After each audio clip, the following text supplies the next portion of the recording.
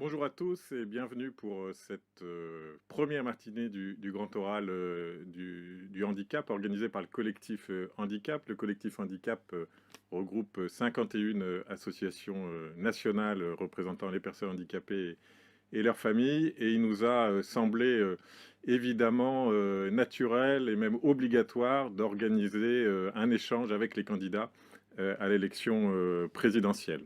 Alors ce grand oral, il se déroulera en deux matinées, la première aujourd'hui et la seconde le 14 mars prochain.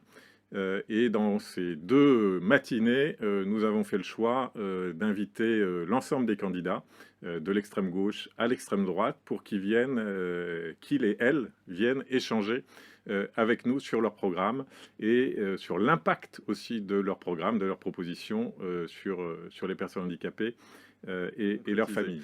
La question de l'accompagnement est évidemment plus particulière, ou en tout cas plus importante pour les personnes polyhandicapées.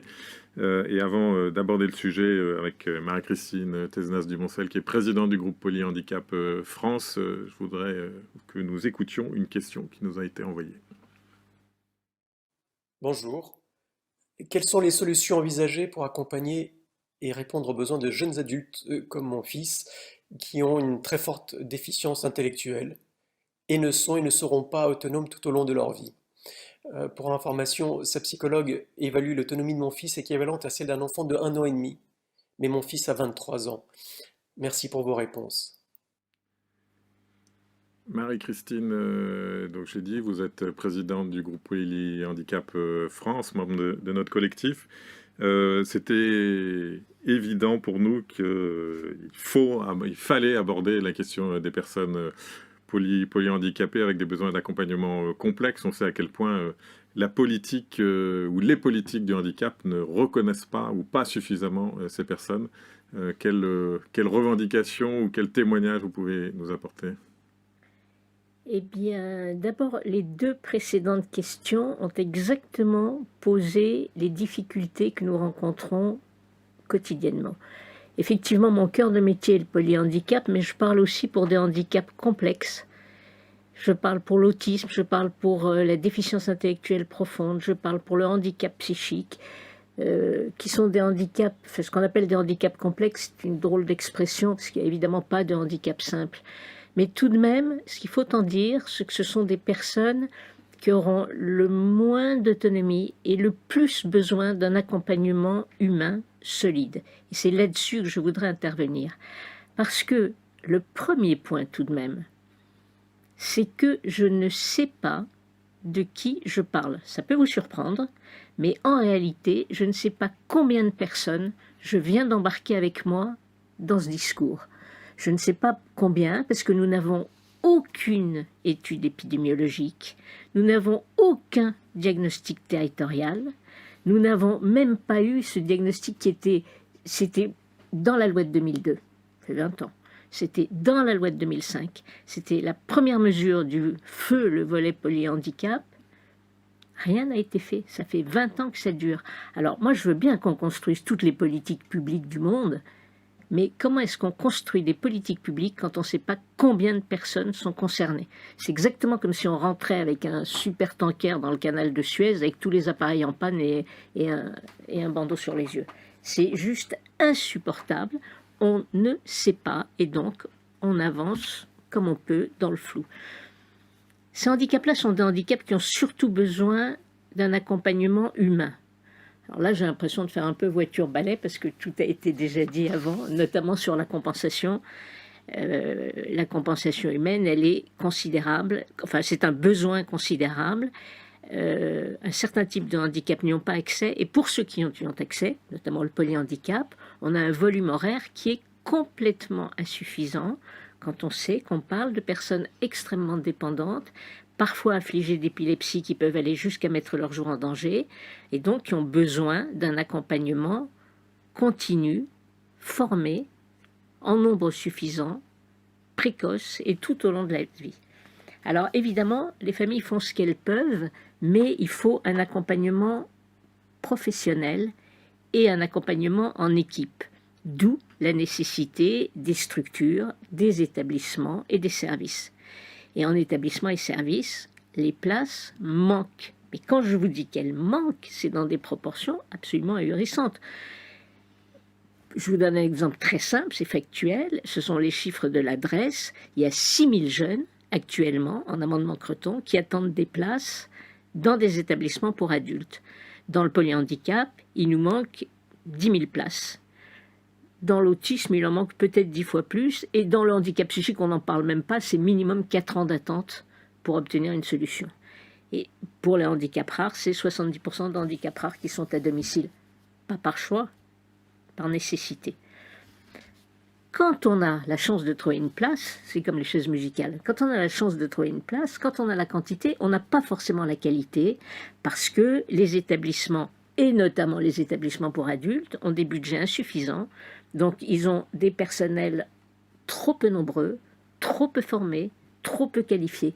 Quand vous êtes 3 pour faire 12 toilettes de personnes totalement dépendantes, vous imaginez que ce sont des matinées absolument grisantes pour les personnes qui attendent leur tour. C'est insupportable. Et donc, on sait qu'on a mené une étude au GPF et on s'est rendu compte, mais une étude vraiment dans le strict respect des normes qui nous sont données, eh bien, on arrive à des sommes qui sont le double de ce qu'on rencontre habituellement. C'est juste effrayant dans les masses, les femmes, et même dans les établissements pour enfants. Et pour finir, on a un manque de formation qui est absolument tragique, parce que ces handicaps complexes n'existent quasiment pas dans les formations initiales, et pour ce qui concerne les formations continues, on n'a pas les budgets.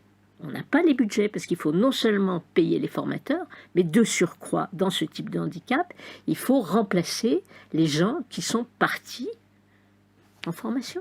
Parce que, voilà, c'est pas juste des hologrammes qu'on envoie en formation. Donc, voilà, c'est une situation, alors je suis désolée, hein, c'est pas très gai ce que je vous raconte. Il faut quand même savoir que les établissements sont très caricaturés pour des raisons à la fois idéologiques et financières telles que je viens de les décrire, et que pourtant, ce sont quand même des lieux, quand ils sont convenablement dotés et accompagnés, sont des lieux d'épanouissement merveilleux et pour les enfants et pour les adultes qui n'auront pas accès à une autonomie pleine, qui auront accès à une toute petite autonomie qu'il faut accompagner et qui trouveront justement ces échanges au sein des établissements. Voilà, je voulais finir là-dessus. Et donc, ce que je veux dire, c'est les gens ne connaissent pas ça. Quand je dis les gens, je vous parle de nos gouvernants, ARS comprises. On se demande à quelle gouvernance on a affaire, décider avec quelles compétences, quelles connaissances. On entend des choses parfois ahurissantes et quel budget. Alors c'est vrai que ça m'agace un peu quand on vient nous parler de citoyenneté pour des gens dont on bafoue les droits à longueur de temps, à longueur d'année et à longueur de vie. Merci Marie-Christine. Alors c'est vrai que dans nos échanges que nous avons régulièrement au sein du collectif, vous insistez beaucoup, alors d'une part sur la diversité, la pluralité des types de handicap, et aussi sur la liberté de choix. Et là, vous l'avez redit, de choix de pouvoir vivre en établissement si c'est possible, dans des conditions que vous avez citées, que nous avons aussi expliquées en termes d'accompagnement, mais aussi de pouvoir vivre évidemment à domicile pour ceux et celles qui le souhaitent. Peut-être pour clore cette... une fois encore, faites un peu rapidement, et chaque thématique nécessiterait beaucoup plus de débats, mais que nous essayerons d'avoir avec les candidats. Pour clore un peu cette séquence, rappeler que le Ségur de la santé, qui a permis de revaloriser un certain nombre de professions, a au fur et à mesure élargi un peu son périmètre aux personnes handicapées, en tout cas aux accompagnants des personnes en situation de handicap, mais que la situation n'est pas réglée en termes de périmètre des personnes concernées, des professionnels concernés, mais ni en termes de moyens effectivement dégagés.